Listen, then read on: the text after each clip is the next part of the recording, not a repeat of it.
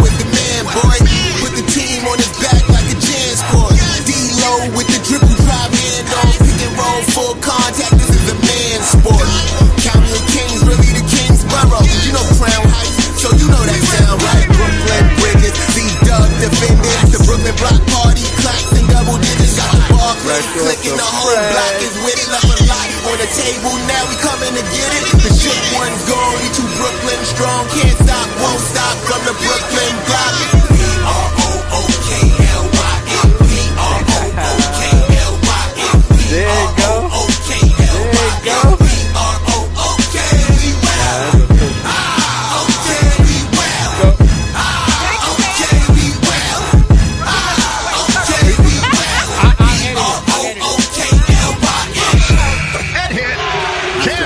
Just give me the ball, I'm fitting the score next. My J is all net, me and Jay is just all next. Getting back on defense, hit him with strong flex. I'm official like a ref, trying not to get attacked. And we go hard on Brooklyn, that's a promise. Watch me like a Cam, cause it's my time. Make sure watch me like a Cam, cause it's my time. Switch, they can't guard me, especially side the Barclays. Spin between crosses, I can score with both hands. Midi flawless, and I get to paint like an artist. I'm a Barsmith, so you should respect my handle. I see the big picture with the Nets like a mantle. In the future, I see us as champs too. And when we do, I'ma do a Brooklyn dance move. To stir that or Millie rock like a FanDuel. And that's a bet like my parlay on FanDuel. B-R-O-O-K-L-Y-N. B-R-O-O-K-L-Y-N. B-R-O-O-K-L-Y-N.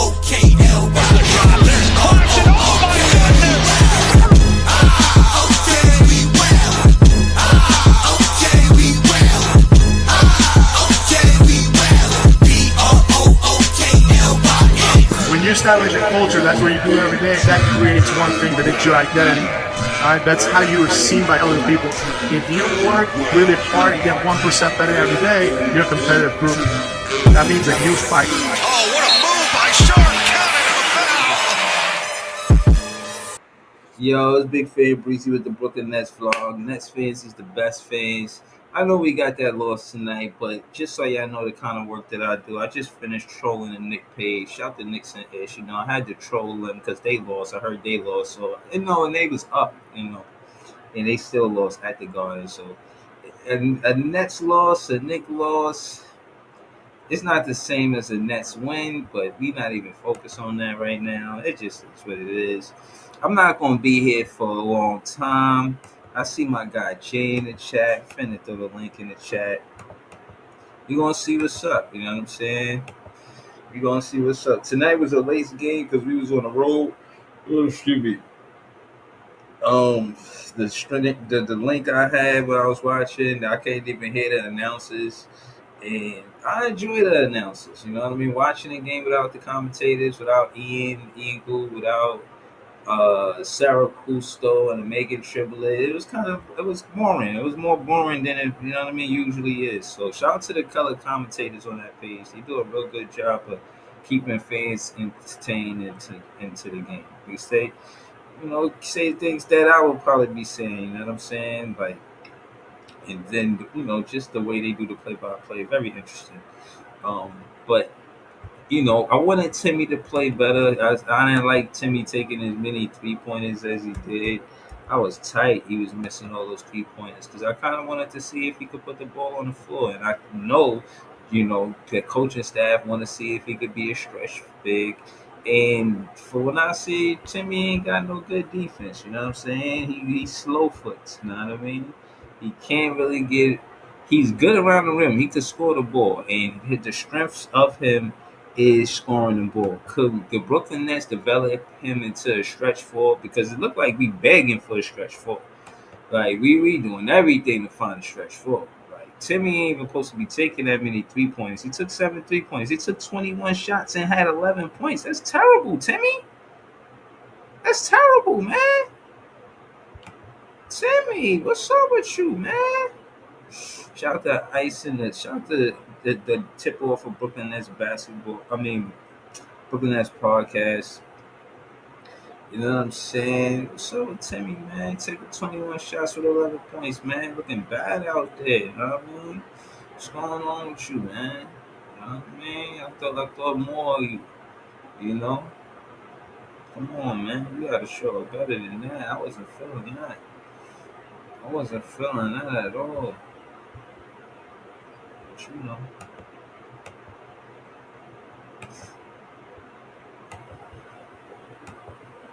this is G League. The players that's just trying to see if they're gonna get NBA contracts and keep them.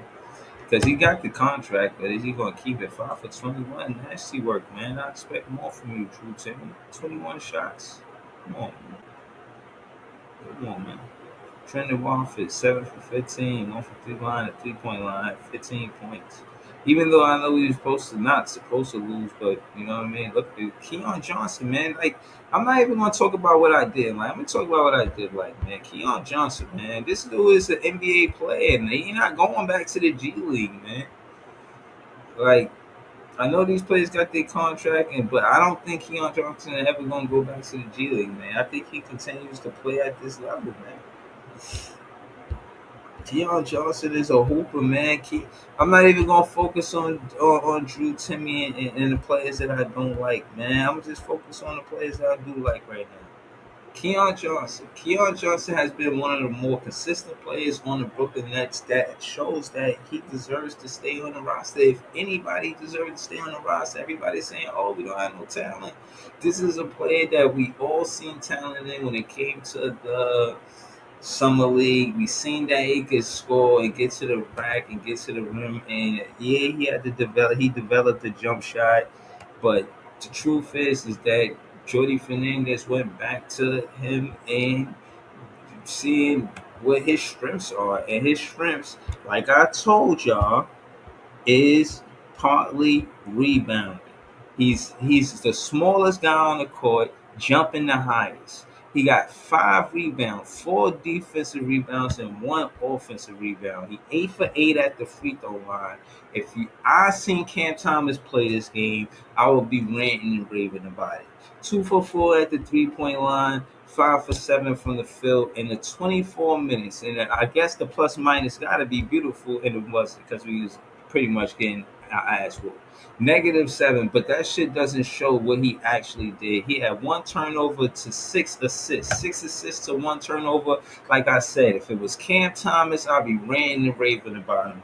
I gotta give Keon Johnson, aka KJ, aka Neon Keon, whatever y'all like to call him, his props.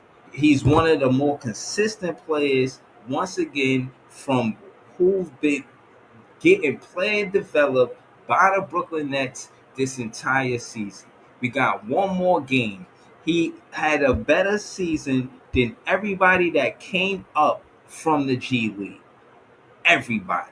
So that being said, we're not even fitting to debate that. I'm gonna welcome John to the show.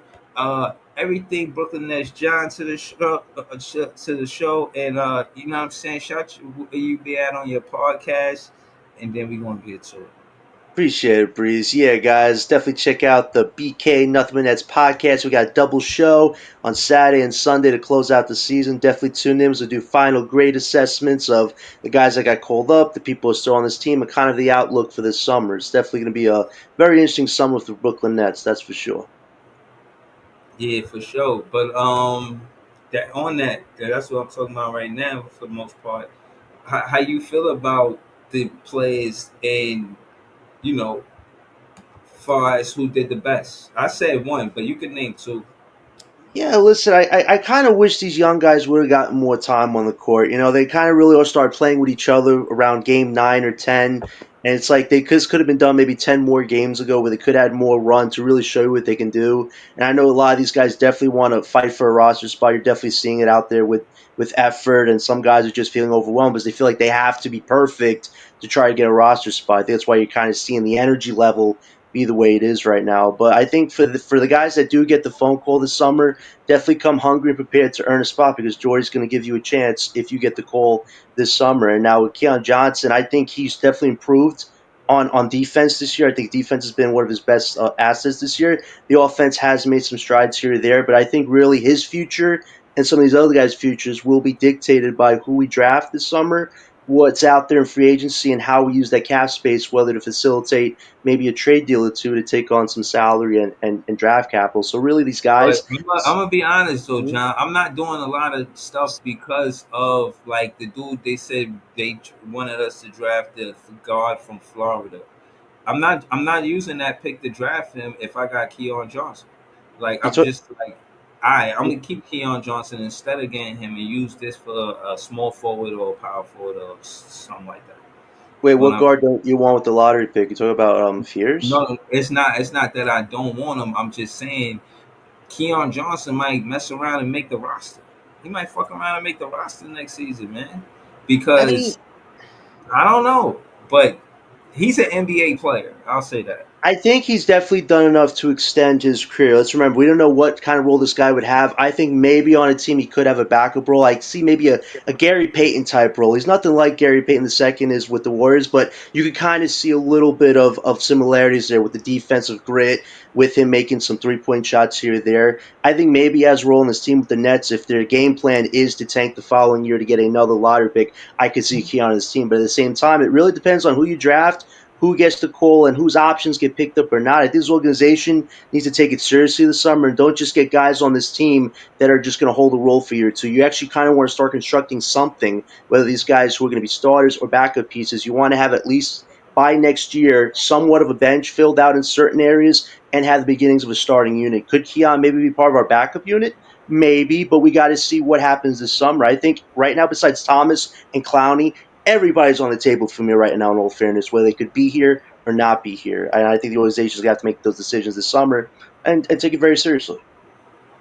Nah, for you. Shout out to John. Shout out to This Is JTV. Yo, Jay. Yo, talk to us, man. What you thought about with KJ? You like to call him KJ. He got that respect from me. I push back kind of in the season, but I ain't at the end of the season with one more game left. Do we get the nickname KJ? Yes.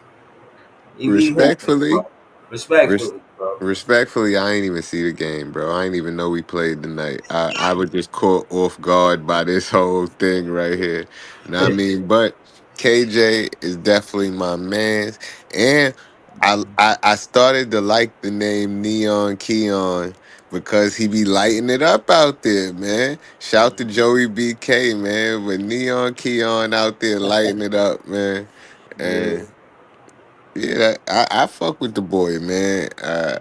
And like I said, I like underdog, scrappy teams. I was rooting for fucking Detroit when they was an underdog, just saying, yeah, they gonna be good in a couple years. They gonna be good in a couple years. Saying the Magic, they gonna be good in a couple years. Like I like to see a team come up from having players that people is not even really looking at like that or think ain't all that, and then they big up. I mean, I like that. Yeah, I mean it's hard to get back that vibe that we had when Spence and they was building for 4 years because No, they I were think like, we building that vibe. It just don't come in one season. yeah, that's what I'm saying. It's not easy though. Like Keon give me that vibe. Like he need to be on this team. You know what I'm saying? Like he doing a lot, and I like the fact that a lot of that stuff that fans don't want to acknowledge because they're not watching basketball, they watching names. So I'll bring it up. Keon Johnson is getting the rebound, and he's a dart. He getting straight down the court the same way you want Ben Simmons to do. It's just his name ain't Ben Simmons. But if you watching basketball, that's what he doing. And again, I'm just saying, he's fast. He ain't the best passer like Ben Simmons, but speed wise, oh yeah, he beating the defense down court. And if he not, he definitely got them reacting to where he how fast he is. So you know what I mean. Again, man, like I said, man, I'm watching basketball when I see Keon play. If y'all want to call him KJ, Neon Keon, it's all good with me. And he should be part of the roster, even if I've seen what he did in the summer league, and I've seen what he did with the minutes that he got. A very efficient player.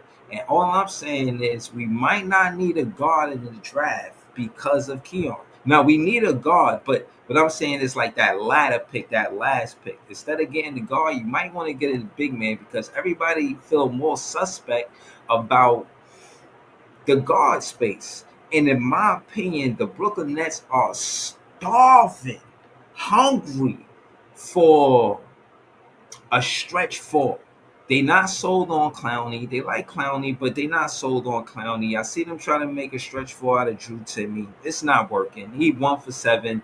It's not working. He's just not that stretch four. It's not him. And his defense ain't that good for him to be like the starting stretch four. Shout to Timmy, but I'm just talking basketball. And again, I'd like to do this because y'all call me a big fan and just how I'm a Cam Thomas lover. So I like 5 to for bring it out. 21 is crazy. Yeah, you know what I'm saying? You know what I mean? Like, You know shit's what's just you know ridiculous. what's interesting, Breeze, because Today I was think you supposed to bring be the Timmy game. Yeah. nah. Today Yes. was Who thought supposed to you be the didn't Timmy know? He took game. the Why he most. got He took the 21 most shot shots out of attempts? everybody on the team. What do you He the mean? newest nigga on the team. You know what's interesting? You know what's interesting, Breeze? You're bringing a good conversation side because a lot of people are thinking if the Nets do get the sixth pick, Jeremiah Fears is the guy everybody should want to take. But I even brought up some people's attention. It would be for me, between Fears or Derek Queen. It's all about a stretch forward. Derek Queen, man, checks a lot of boxes for us. Offensive rebounder, creates his own shots. Doesn't need a point guard to do a whole lot for him. Like you get him on the team, he could definitely be a huge offensive spark plug for They us. And say and no, and, no, no. and this is Go ahead. I'm yeah. listening. I just want to And ask this you. is like a contingency plan. But think about with Claxton. If the Lakers don't want him this summer, you're kind of stuck with him. Let's be honest. His value, like, it's hard to put a makeup job on that to make it look sellable to a team right now because his numbers just aren't there. But if you bring Derek Queen onto the floor with him, could Claxton's defense maybe return next year? Could Queen offensively balance out Claxton having two bigs on the court? Could that be something the Nets could work with if they don't go after Fears? I think you're bringing an interesting conversation to hold. For me right now, if I have the sixth pick, it's between Fears and Queen. Colin Maliwalk, I think defensively a lot of potential there, but offensively, can he grow on a team that doesn't have a lot of shot creators? That's my only worry. So if I have the sixth pick, But I'm no, choosing between Queen and Fears right now. let me add to that Queen everything Brooklyn Nets, John. Look, the dude Jordy Fernandez was the assistant coach with Mike Malone from 2016 to 2022. I'm just saying they call it Derek Queen Black Jokic. If Jordy Fernandez was on the sidelines watching Jokic, watching this, he only left the year before they won the championship. You trying to tell me Jordy Fernandez wasn't watching Jokic and picking up game, not seeing, hearing the comparisons between Jokic um And he has a and bonus and too, right? and Queen, yeah. But the more importantly is Jokic and the fact that not only did do that, he went out and got a big man in the Zach Edey in Team Canada. So case in point is that was him and his choice and his decision. If anybody was going to pick a big man on that was going to be important on the offensive side of the ball, it's going to be Jordy Fernandez. There's proof of him being an assistant coach from 2016 to 2022 with the Denver Nuggets, and there's also proof with Team Canada, an international team, as you already know, and him making sure that Zach Edey, that was his selection. Remember, it was not his job. It was Nick Nurse's job. He got the job when Nick Nurse became a 76er coach. The first thing he did, the only thing he did, if they say you can do one thing, and this wasn't even a thing, he pulled Zach Edey out of college to play on that national team. He wasn't even an NBA player. Jordy Fernandez might have a say if Derek Queen on his team. I wouldn't be surprised. If we use that pick for Derek Queen, I wouldn't be surprised because of everything I just said. I'd be excited to get a Derek Queen large big. I think having an offensive big that can self create by himself, then you have Cam Thomas who can self create and he's trying to become more facilitator. Could that be our version of a Jamal Murray, Nikola Joker? Probably not, but maybe something similar to it. Maybe I'd be willing to explore that. And let's remember too, we also have other point guard options in this draft, and we have late picks that we could potentially trade up to maybe go after a Yegor Demon if a team like the Spurs has them. Imagine if we got Queen and Yegor with our 2 first lottery picks, I'd be happy. I get a 6'9" point guard and I get a 6'11" forward. We get bigger as a team. I think that's what the Nets need to figure out during this draft. How can we get bigger as a team and get rid of the small ball philosophy that's gotten this team nowhere the last few years? I think once the Nets get bigger as a team, if they went down the Queen and Yegor route, I think you're going to see a lot more grit from this team the following year. I think you're going to see a lot more cohesion than you do right now on the court with these guys clearly just getting outmatched and outgunned. I would be open to a possibility scenario like that, Breeze, if you got Queen with your lottery pick. Yeah, nah, I feel you. Shit, we one day closer. One Facts. day closer. Shout to Tony Time in the chat. He said that sound like a good move. Player one in the chat. He said Queen draft is compared as Brad Miller, Zach Randolph. Take that how you may. Hey, I know Zach Randolph. If we could get Zach Randolph on the Brooklyn Nets, if that's who he is, we need him on the team right now. We might as well just we good. I seen Zach Randolph, and for those who don't want to, I mean, for those who don't know who Zach Randolph, again, this is what I do. You know, I got time, cuz. I got time, cuz. I'm gonna show y'all who Zach Randolph is. Not only is he talented, he's also like if you know Kevin Durant, I mean not Kevin Durant. If you know Kevin Garnett, imagine Kevin Garnett before Kevin Garnett. Imagine like Kevin Garnett OG. Imagine his OG. That's who he is. Zach Randolph is his OG. That's a fact. Zach Randolph. This is Zach Randolph. When he was a rookie, for 2.8 points. Not impressive. Not impressive. But not what I'm talking about, right? The next year he played 11 games. No, I mean 77 games and started 11. The next third season for Portland, 80 games started, 81 games played, 20 points per game, 10 points. So 20 and 10. This is how I remember. And I'm gonna be honest with you. I paid attention to him a little bit. Didn't like him on the Knicks, of course not. And then when he played for the Grizzlies, I was a big fan of him. I ain't gonna lie to you. Yeah, man. Yeah. If Queen could put up numbers like 20 and 10, 18 and 9, 18 and 8, 20, like yo, these are serious numbers, man. These are serious numbers. I don't know, man. How you feel, Jay? Jay, how you feel about Zach Randolph? You remember Zach Randolph? Yeah, I remember him. I felt like he be doing interviews now and shit like that. I think he got a podcast. Yeah, Out the mud. Out the but mud. I don't know, bro. Like I've been saying for years, the only thing this team needed is some chemistry and some cohesion, and that just comes with time. Like that ain't something that you could just plug and play. You can't plug and play chemistry. Like you got to let people build that shit up. And until we get a stable core of people that we're gonna have for a few years, we ain't gonna see that. And as soon as we got a chance to see it, they traded it. So I don't know. Facts. Yeah. No, Jay just made like one of the true statements ever right there. Yeah, but it wasn't just that. It was because of the contracts and the age and just the window. Some players want to win in a certain window because of their age. Like, yo, I'm about to get a contract. I gotta try to That get that was numbers. nothing but egos, man. It wasn't windows, it was egos. What you mean? Well, who? With all of them trade with Kyrie, KD, the front office, all that. That was nothing but Yeah, egos. yeah, yeah. That a lot of yeah. I mean, what I didn't like about it is the fact that I knew that with a first off, I'm mad that Kenny Atkinson ain't there because I'm like, yo, these are a lot of winnable games if we got a good coach. Like, and that should have me tight. You know, again, you got to realize I've been a fan with a lot of stuff the Brooklyn Nets did that I ain't like. You know what I'm saying? But I'm still watching the games. You know what I mean? And again, certain things that coaches do that I like are call timeout to stop the bleeding, for lack of better words. Call timeout. Call a fucking timeout. You see them going on the how big the run gotta be before you call a timeout. Like we tied. They tied.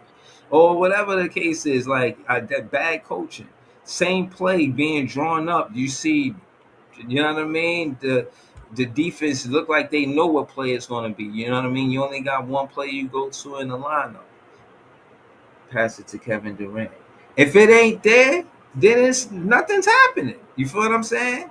And Right. again, to the point about Kevin Durant, is Kevin Durant play under the 3-point line? Derek Queen play under the 3-point line. We need a player that play under the 3-point line. Everybody want to talk about how good all of these players are over the 3-point line and how good they shoot. I'm not mad at that. That's part of the game. I'm never mad at part of the game. But it's not the only part of the game. And under the 3-point line, there's more space and opportunity for you to score the ball. It just is. When you're taking 26 footers and 30 footers, yeah, you can make that shot. You're a professional basketball player. But what about the 18 footer? Anybody ever mention that? Anybody ever mention the little 16 footer? You know what I'm saying? Like some of the greatest basketball game winning shots is under the 3-point line. It's just the truth. You feel what I'm saying? The game is won under the 3-point line. Appreciate the game under the 3-point line. If you get a Derek Queen, that's exactly what he's finna do. I'm telling you, I'm not mad at that pick. Me and Ice, we could debate Fizz or Queen because that's tough. It's a, But it's I a fun don't. debate. I think both of them fit what you're looking for, and I think the good thing is you have options in this draft. If you can't get a point guard with your lottery pick, you could trade up for it or get it with one of your late picks. If you can't get a big in your lottery pick, there's some in the late with the later parts of this draft. So it's just get both the best way you can. Get a big and get a point guard in this draft. I think you have the makings of something. But if Mark somehow doesn't get a point guard or a big, this is a complete waste of time this summer with the draft. If Marks can't even execute those two things, because right now our main areas of need are point guard, forward, power forward, and center. If you could address 2 out of 3 of those things, and the forward position isn't addressed, you still have the following draft where AJ DeBonsta, Cam Boozer, those guys are available, and then you kind of have the makings of something. It's just I hope they are scouting these players that we're talking about very heavily, and where we find out where we draw May 12th will kind of give us the inclination of who we really have a shot at getting. I just hope the right choice is made. That's all you can ask for at that point. Yeah. I don't know how much motion this Queen coming to the Brooklyn Nets got, but I see the chat and they saying Saboon, Sabonis, Queen. If he's in these name, like this is the circle he in as far as style of play, it's just a good thing. You know, we need that. You know what I'm saying? I got nothing bad to say about Fizz being on his team. I'll take either player.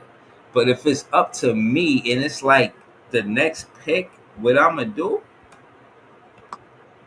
I don't know, man.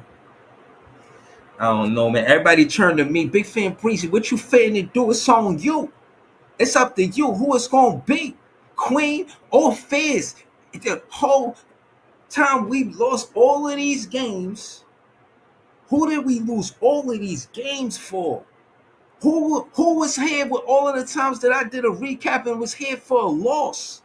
Who we did all of this shit for? That's what I'm gonna ask myself. Like who we did all of this shit for? We did this Say the shit for same thing on May fans. 12th. Then can fans take us to the next level after doing all of this, going through all of this net fan pain? Who gonna help us through this net fan pain, losing all of those games last season? Who? Fizz or Queen? Then I think about Queen game winner. I'm like, damn, that could be us if we ask Fizz to be on the team. We need a player that play under the 3-point line, but then Fizz, he can play under the 3-point line because nobody can stop him from getting to the rim. So I don't know. I'm just a podcaster, you know. That's what I'll probably say. But nah, real talk. If just honestly, I'm gonna pick Queen, bro, and I'm based off of the logic that my logic is what I said about Jordy Fernandez and him seeing Jokic play from 2016 to 2022 and him picking Zach Edey in you know what I'm saying, on the national team. So I'm gonna use my logic to say that with that pick, if it's up to Queen and Fizz, we will pick Queen. The reason why I don't know and I'm not standing on it like I know it so and that's for sure, is Mm-hmm. because the Nets have shown success with a point guard. Jason Kidd, Kenny Anderson, we drafted. We missed on Dame Lillard. Fans won't let me forget that.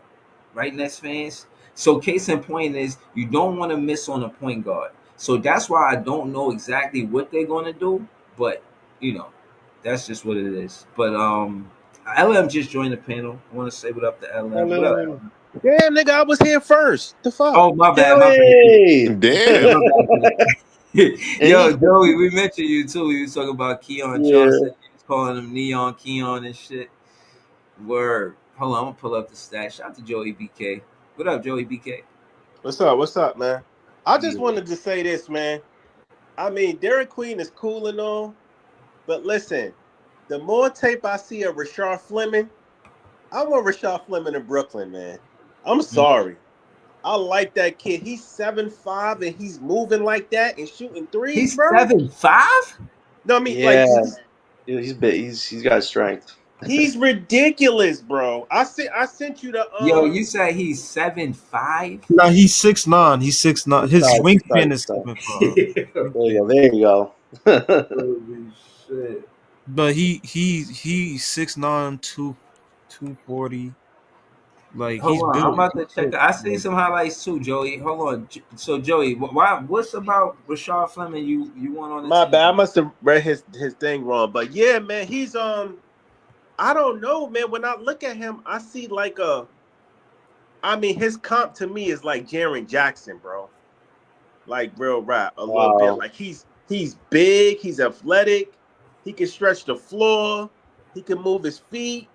Like I don't know, man. Like It's I Rashid. like his player. Oh, my bad. I like his skill set. Yeah, there you go.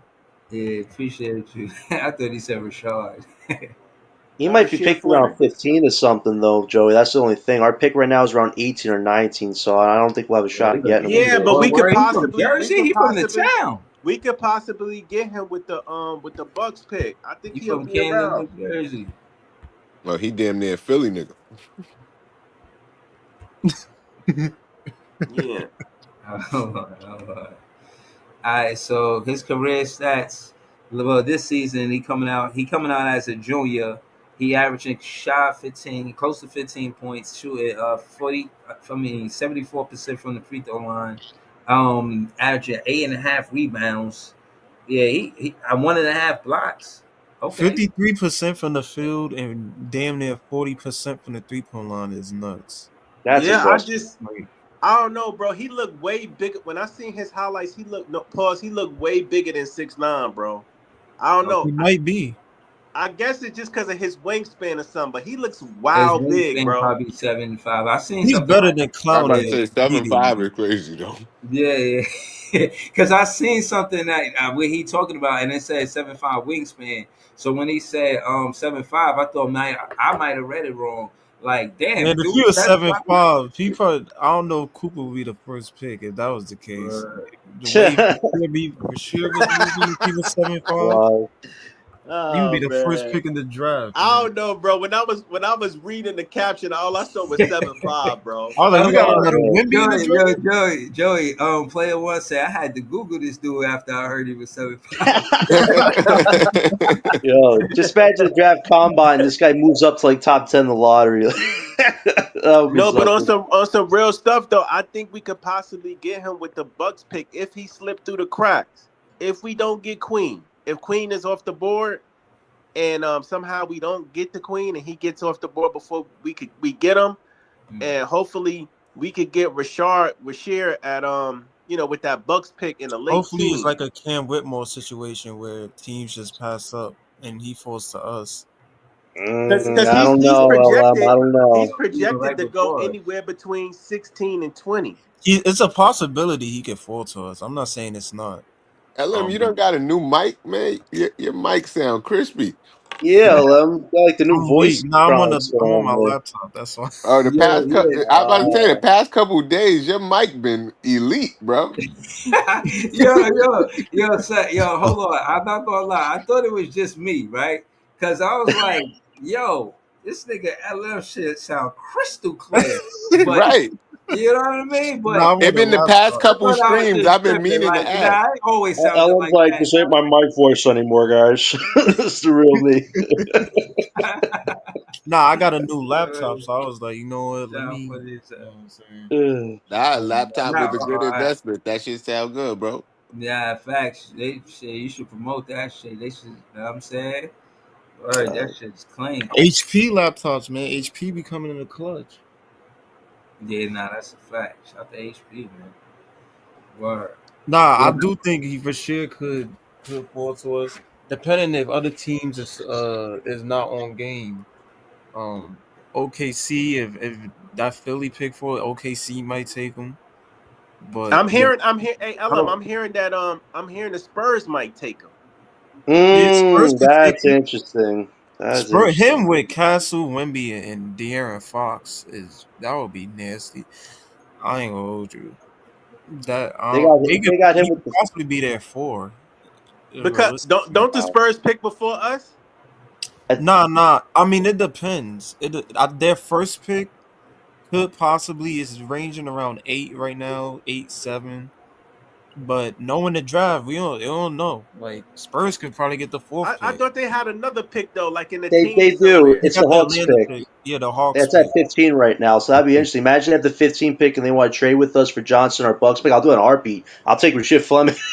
I'll take Rasheed Fleming for Cam Johnson any day of the week. If they pulled that off, that's a good deal right there for the Nets. Nah, but They Rasheed pulled that Fleming off. looked like the type I'll of take big him like over the Nets go Clowney. for though, I like a think athletic. John to take a Gatorade for Cam Johnson. Maybe, but I like root beer. I'm more of a root beer guy, though. A yeah, cold root beer. Cold root Right. beer. I What's keep up, seeing Cam Mhm. the Johnson? Cam Johnson trade for with Detroit for Yeah, I saw that too. yeah I for saw it picks too. and Kobe. what's old boy name? Kobe. Tobias. Tobias Harris. Tobias. Yeah, Tobias and 2 first-rounders for Cam Johnson. No, Nah, no, Man. no. no. Especially because if Detroit is going to be good Well, upcoming years, those picks is going to be late. Like I'm So good. so hold on. So I gotta ask since y'all said that Joey BK, who were minutes Rashay Fleming taking if it's up to you?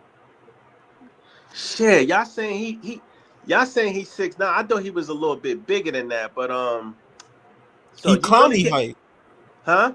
He Clowney height. Yeah, so you can't really play him after he not really a 5, right? He just weighed You could put him 240, at the Joey. 4, All right, right? so hold on. You could put him at the 4 to 3. right. He's So basically is he Ben like Simmons can he size. do? But like my thing is, and we gotta go to Ice because Ice ain't seen nothing yet. I Ice, you know about let me Rashad just Fleming? answer this question real quick. I'm gonna land the plane real quick. Go ahead. Listen, man, I think you just got to battle it out between him and Clowney, man. May the best man win for that 4 spot. Okay, Very so interesting. I agree. So 40% at the 3-point line. That's what the Jordy Fernandez gonna ask him to do. Is that better than Clowney right now? Clowney will shoot But he could what, put the 30%? ball on the floor better than Clowney already. Yeah. Like Okay. he got self creation skills already. Like and you 240. That's a fact, Ellen. Like I ain't gonna hold you. They are gonna have to battle it out for that 4th spot. I ain't just automatically putting Clowney there. If you get Fleming, they're gonna have to Tough. battle that out. Shooting 53% from the field, 40% from 3. Clown is like, I got to do more than a 3-point shot. This guy's on the team. Yeah, like Tough. Word, but yeah, shout Yo, to let me ask y'all this real quick, Breezy. and that Ice. So what do y'all think about hold on, Ice, Mollywop, man? Ice. Y'all think Just answer the question. his stock Whatever fell? Joey asks. What'd you say? The Duke center, y'all think his stock fell because of the tournament? I think he's still around 8 or 7. I think that's where he's at right now. Yeah. Hold on, let Ice answer that. Ice, how you feel about Kamal Malawi? You think his stock fell because he ain't played well in the 20? Not at all. Not at all. He the number 1 big man. You know what I'm saying? He can't go but so far, and he playing for Duke. You know what I mean? He been solid for most part of the season, and they seen what he did in South Sudan on that team. So that's I mean, from summertime to now, that's what you remember. You know what I'm saying? You're going off upside, so it really ain't gonna change for him. Okay. I can see Toronto taking him.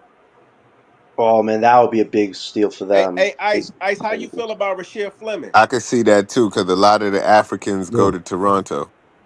I've been talking about Rasheed for a little bit. Me No, and no, Ellen been that's talking that's about some real Rasheed for a shit, while. bro. He ain't lying, bro. No, that's some real shit. And Christian I think when Ibaka was up there, he was talking about it. He was talking about they got special cooks up there for that know the South African foods and Masai not Ujiri, South man, African, giving them not the South African, but the African foods and spices and shit. Yeah. Like, I word. mean, They got a Toronto's a culture up melting there, pot. like Just you Yeah. know how New York got Toronto's, Little Italy, or they got Chinatown. They've got, I think they probably got like a bro. little. Toronto's a melting pot, just like New York, bro. For real, for Mm. real. Yeah, Okay, they got mad cultures in Toronto. So. that's what's yeah, up. Joey. But Hey, yeah, Ice, how you feel about Rasheed Fleming? Yeah, yeah, I've been talking about Rasheed for a little bit, bro. I'm on Rasheed. He like if I could get him at my second pick, I'm taking him, bro. You know what I'm saying? Pick number 2, I want Rasheed. Hands down. You know, there's a couple other people, but if he's on the board at our second pick, I close my eyes and take him. You know what I'm saying? Hand that card and give me Rasheed, it's bro. getting close to it, man. That second pick fitting look like what, and we figure all that out on the 12th. So it's interesting. But Ice, again, do you agree with us with saying he put the ball on the floor better than Clowney already? Yeah. Yeah, I Duke seen is I seen he's Clowney big. hop skip 2 times. I'm like, come on, what's up with that hop skip, man? Nah, So, Rasheed got what is Queen? Is Queen a 4 or 5? He's he's a in switchable between. big that is He's in probably a between. 4 right now. But I How That's think what tall he's we is a gotta But Queen? four. ask I Ice too. Queen over Fizz. I said How Queen tall is over Queen? Fizz. I had logic to it, We gotta but I figure want that him out to give me. Fizz. we gotta figure that out on the combine. Nobody Yo, but Right. no, It might hold be. on. Nobody know his height. How tall is he? He could he yeah, might be he could be 6'9", he might be 6'8", he might be Who? 6'10". Okay, Who so knows? let me they ask you said this, right? 6'10, but No, he no, no. could be I shorter. want to ask. He, I want to he Dirk could ask be Queen. Elam. 6'8", yeah. I want to ask Elam and Ice this Very clean. between Queen and Rasheed Fleming, who y'all think gonna be better in the league? Ooh, that's That might tough. be tough. Yeah, that's tough. That's a Me tough question. personally, I would say Bashir. I think his skill set translates better going into the league, like depending on where he go. Queen, I think it might be a little bit difficult, especially since his play style. Uh, if he's 6'8", 6'9", it's going to be tough with him going up against all the bigs in today's league, like Lively, Wemby, Bam, Joel Embiid, Jokic. Like if they put him at the 5, whatever team he on, it ain't gonna be no field day. Right. So I mean, it's gonna be tough, bro. If he was a legit 6'11", I'll be like, yo, get him. I But totally agree, Ice. I totally agree, Ellen. What do you think, Iceman? I think the same. I'm not sure because Queen offensive game is like you can't do nothing with him. But it's his defense that's going to put him in trouble. You know what I mean? Like he plays Right. solid defense, but he ain't a good defender. You know what I mean? So like Elam said, playing against 7-footers, anybody that's bigger, quicker than him, you know, he gonna have a problem defensively. I think offensively, he can go at anybody. But But Rasheed, like Elam said, you know what I mean? Rasheed, yeah, catch and shoot, 6'9", 240. I think that'll translate. I think that'll translate well. You know what I'm So saying? you know another Depending reason on the why team. I think Yeah. Rasheed Fleming's game translate more is because he's more of a back to the basket type big, like old school. You know what I mean? And I think Rasheed Fleming, like Elam said, his game translates more to the newer NBA. He's a big that can really run the floor and he can handle the ball, and Yeah. that's important in today's NBA, man. Yeah. You know what I mean? When you got a Yeah. big man that could do that, and not only that, he could stretch the floor, he could shoot. So Yeah. Yeah. his But I form think is good too. Queen can do If everything. you're going on Face up. upside, I think Queen offensively has the upside. If you're going on defensive tangibles, I think you want to give that to Rasheed Fleming. So, but I think if you look at it all together, I think Rasheed could be a very solid role piece for any team, like any team, start, backup, any team. He could fit a great role for any team right now. I think with Queen, his upside, I think he has potential to be a top 5 breakout prospect if the defense, he could figure that out. Because offensively and rebounding wise, hard to stop I Queen don't on that side of the game. I don't think, but here's the thing, John. I don't think Queen he's not gonna be good defensively in the league. And I hate to say that, I hope I'm wrong, but he just doesn't have the foot speed and agility. I think Fleming he has the assets, he has the agility and the speed to be able to keep up with these smaller players and be a defensive impact. I just think Queen's foot speed is too slow. I think it's something to work on defensively. Yeah, hold on. It also depends on what system he gets into too. Right, hold on. I still wanted to, because I said I was probably going to have to debate Ice, but I'll just ask him without a debate. If you had to pick Queen or Fizz, you on the clock. It's up to you. Hold that fan world, depending on you, brother. It's on you, brother. Right. I mean, Fizz. who you going with? Fizz? That easy? Fizz. Easy. Light work going with Fizz. All right, why then? Why? Because, why like over Joey Fizz? Not why Fizz is good, but why over Queen? Why? Because right now, he's younger, for one. Two, he's a point guard, legit 6'4". They both rookies. I think you stretching it. Go ahead, bro. No. Queen's older. He's definitely younger than Queen. He definitely, He's still, by the time he gets to the draft, by the time draft come around, he probably still be 18. He might not even turn 19 till after the draft. You know what I mean? Like, so how long is Queen? You acting like he got 2 kids in child support. He like 32 or some shit. By the time he get in the draft, he might be 22. You know what I mean? Like, that's a whole senior in college. He a freshman. He 21. Yeah, he 21, bro. That's senior. That's a senior. Keep telling y'all the league has a young fetish, man. The 21-year-olds, 22-year-olds, you're not gonna see them get picked that high. Like over the already nice 18-year-old who got mad potential. By the time Fizz get Queen age, that nigga might be on some different type timing. Right. Like, right. Like, come on, like you talking about a point guard that nice at 18 years old already. He knows where he's gonna be when he's 21. You got with Figures, you got a good 2-3 years, you know what I'm saying, to give him time to grow. But what he's doing right now is like Queen or Figures ain't have a name. Figures built a name this college season. You know what I mean? Queen had a name. He's playing with everybody, you know what I'm saying, Cooper Flag and all that. So he already had a name going into college. Fairs ain't have a name. So you seen what Fairs did this season and where he landed at, that tells you his upside and his potential is wild crazy. You know what I'm saying? So I'll go with him, eyes closed, card in hand, like Fairs. The only thing that pisses me off about like this draft is I'm not saying we are gonna finish 7 or 8. Hopefully, fingers crossed, we are top 3. It's just that I don't want us to be at 9 because realistically, 9. I think that for me, outside of the top 3, I got players that I really like that I feel like on this team will fit. But if we at 9, I don't think we gonna get those players. That's the only problem I have. Like if we finish outside top 3, if we was like at 4, then I'm like, all right, we ain't get top 3, but all right, I got a player that we can get. I really, really like. Like I can deal with that. But you gotta be at 8. As long as you at 8, you want to know? If we at 8, I'm good. Like as long if we 8, cool. I get some. We can get. You want to know? So crazy. Usually, team like Breezy brought this up some pods ago. Usually, teams are prioritize getting the big man first before the guard.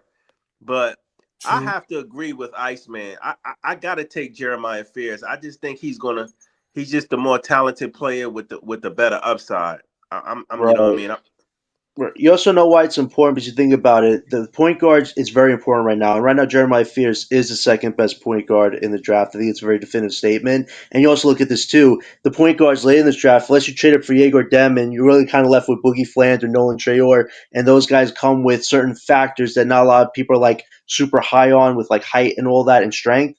So getting a point guard with a lottery pick is more beneficial because, like Ice, you've been talking to me about, there are a lot of bigs later in this draft: Maxine Renard, Thomas Sorber, Danny Wolf. Like, it makes way more sense to get a point guard first because your options at the big man position are way more versatile than it would be if you draft the big first. Whereas point guards, there's not a lot of high options right there later on in the draft. So just on that alone, it would make sense to get Fears for your lottery pick So we if he's drafted available. we drafted our guard first, and then we gonna get our big later on in the draft. Exactly. That would be the way to go about it.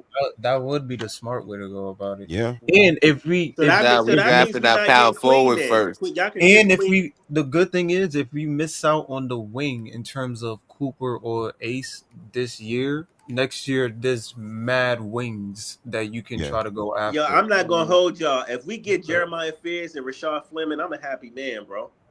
We get I Fields am and Thomas Sorber, I'm a happy man. If we I get ain't those gonna two, hold- I'm happy. Listen, I'm content with that. What I'm happened good to with Igor that. Yes. though? Or Yegor? Y'all shitting on Igor. He Y'all dropped was down. all high on him. He dropped Nah. down. I'm still They, high. they I'm still high mentioned on him I've Igor. before heard you his got name on. a lot in this chat, and now nobody's like high on him anymore. I'm still high on Diego. It's just the way he was playing in March Madness, his stock kind of dropped a little bit. So we don't know where he gonna be at now.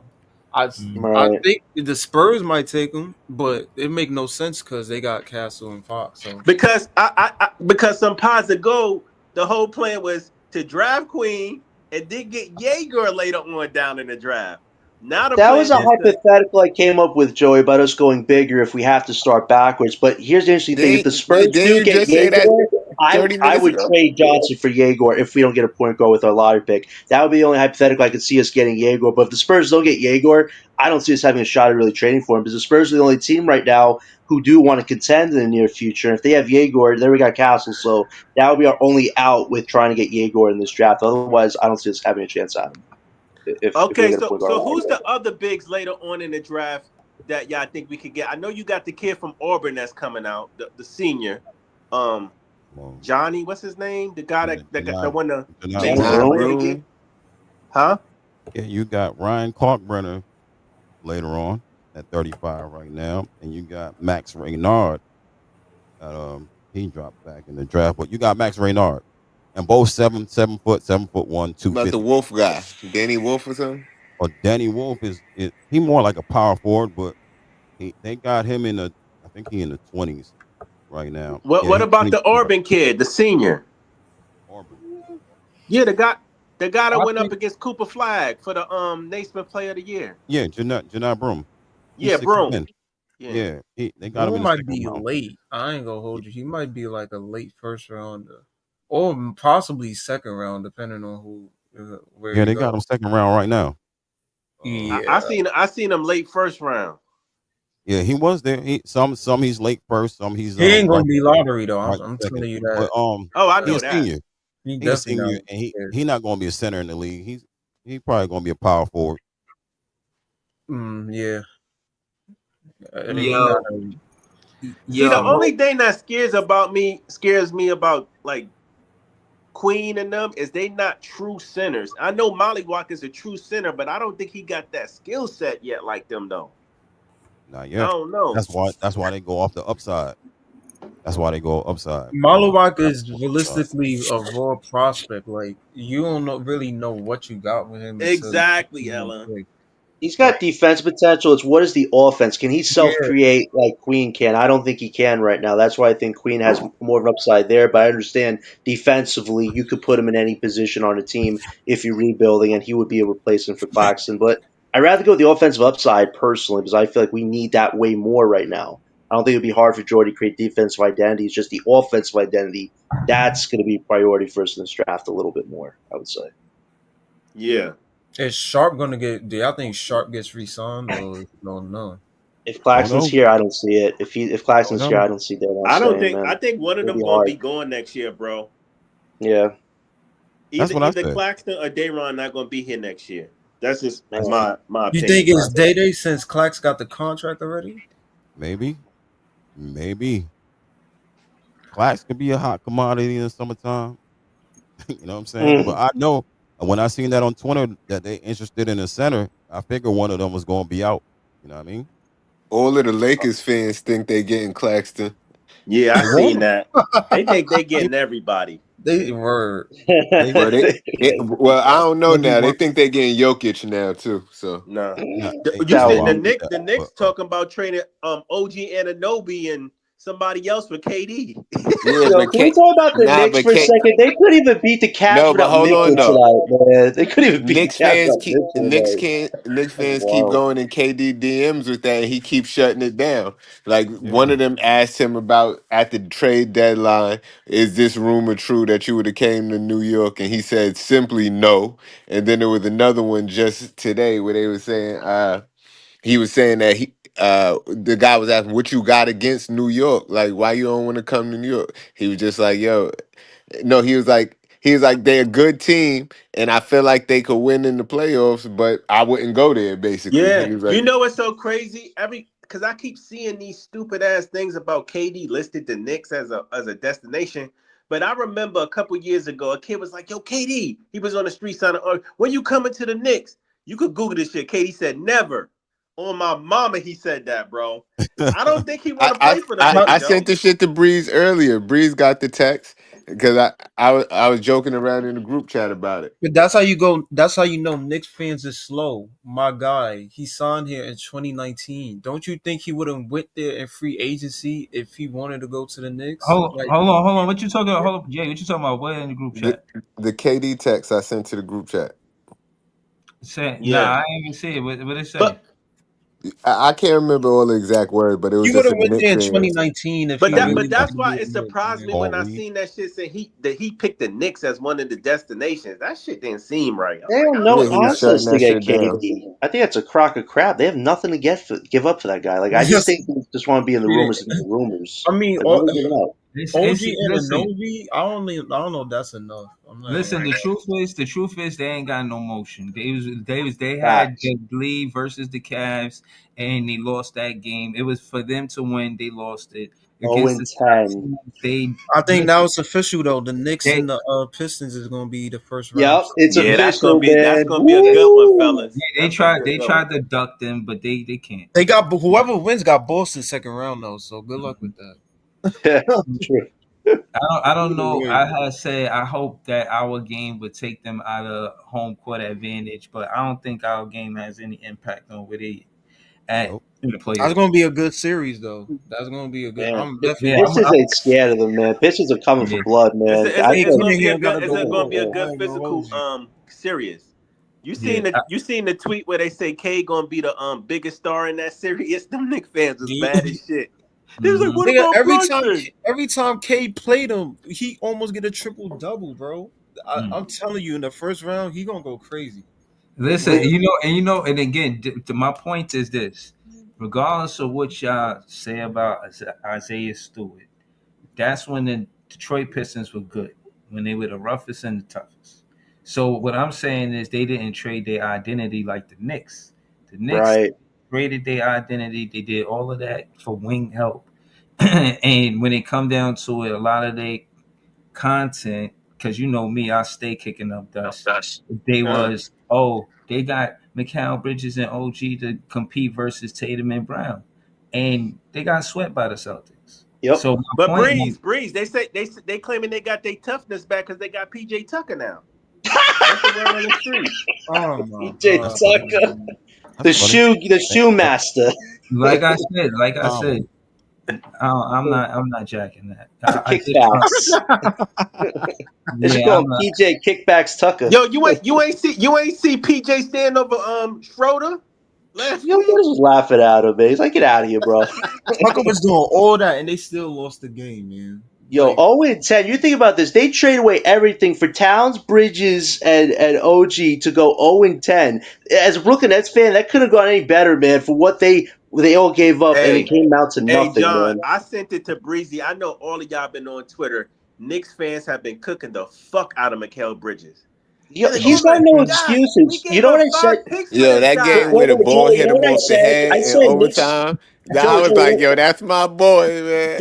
Joey, you know what I said, Joey? I said Knicks fans and Nets fans, yeah, we're against each other in some instances, but we can all come together and admit we did not get the player we thought we were getting in Bridges. This guy came here for 20 games, looked like he wanted to be here. Then ever since then, this guy's been the true definition of an But you emoji know what, player. When he's happy, he's Here's the happy. When thing. he's But sad, here's the he's thing, though, sad. Yo, John. the Here's the first thing. night he We try. came here, he made it known he wanted to be at Madison But Square Garden. I don't know why people was delusional saying that's made it cool. look like he wanted to be That's here. cool. But here's my thing, though, right?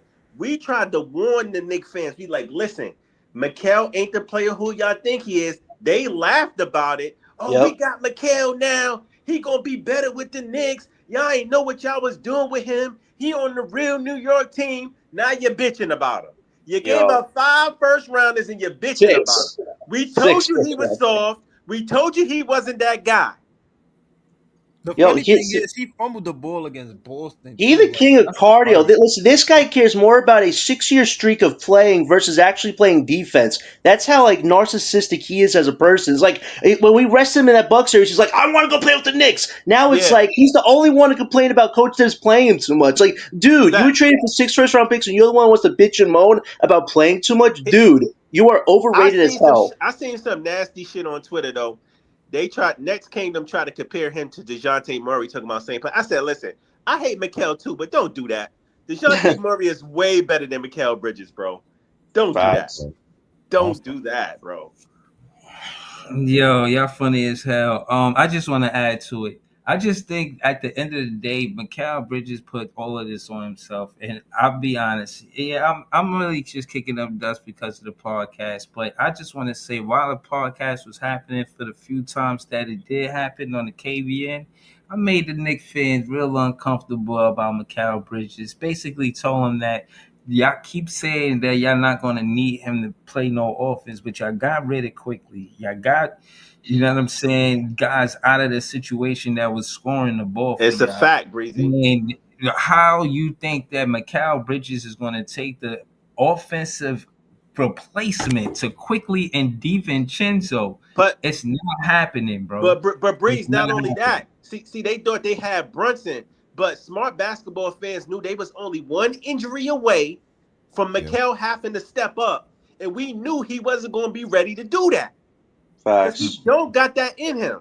So they was stretched in because they got rid of all those guys that, like you said, that can do that. You feel me? Mm-hmm. And it's just how it goes. You know what's crazy is real too? inconsistent, and he got butterfingers like a motherfucker. Facts, but Joe, you know what the narrative now is? If the Knicks get swept by Boston, everybody's looking at throwing Coach Tibbs on the bus. Listen, as much as Coach Tibbs is a military they gonna sergeant, lose it. They not gonna make it to Boston. They go. It's cold in the D. No, right, bro. Right, but my point is this: It's though they so want to throw. cold in the D. But wait, Jay. My point is this: they want to throw Tibbs on the bus. How about Bridges? This guy was brought in to play defense. He's gotten overcooked and undercooked by everybody this year except the Spurs and Portland. Those are his only shining bright moments. Other than that, man, Tatum, Brown, Mitchell, Garland, Listen, everybody's cooked his ass. You want to know? You want to know when I knew that he wasn't that good on defense and he was cooked? When he was with us and Terry Rozier and Anthony Simmons cooked the shit out of him. Right. He was on the Nets. I looked and I said, Mikal Bridges ain't that good on defense like y'all saying he is. Right. The thing is, Bridges is alright, but he's not. He's alright, but he's not real. You know what I mean? He's cool, but he's just overrated because people overrate him. I don't know why they overrated him, but he's good against a lot of small guards. But some of the small guards be faster than him. So, but Jay, but you want to know? faster, so they be cooking him They too. get out of jail free card wasn't is? that. He was good. He was good against veteran guards. That's what he was good against. He's Hold just on. overrated. That's what it is. Hold on, yeah, hold on. We I don't know definitely who got, put him on that pedestal. hold on. We definitely got Easy on the panel and Leaf on the panel. Easy didn't say nothing the entire time. Just been chilling. You know what I'm saying? So I don't want to skip Easy for the fact of the matter. Nah, let niggas cook up, bro. Let niggas cook up. Niggas was cooking. Right, nigga cut me right off. Oh yeah, nah. I just wanted to acknowledge them on the panel. Nah, it's all good. I play.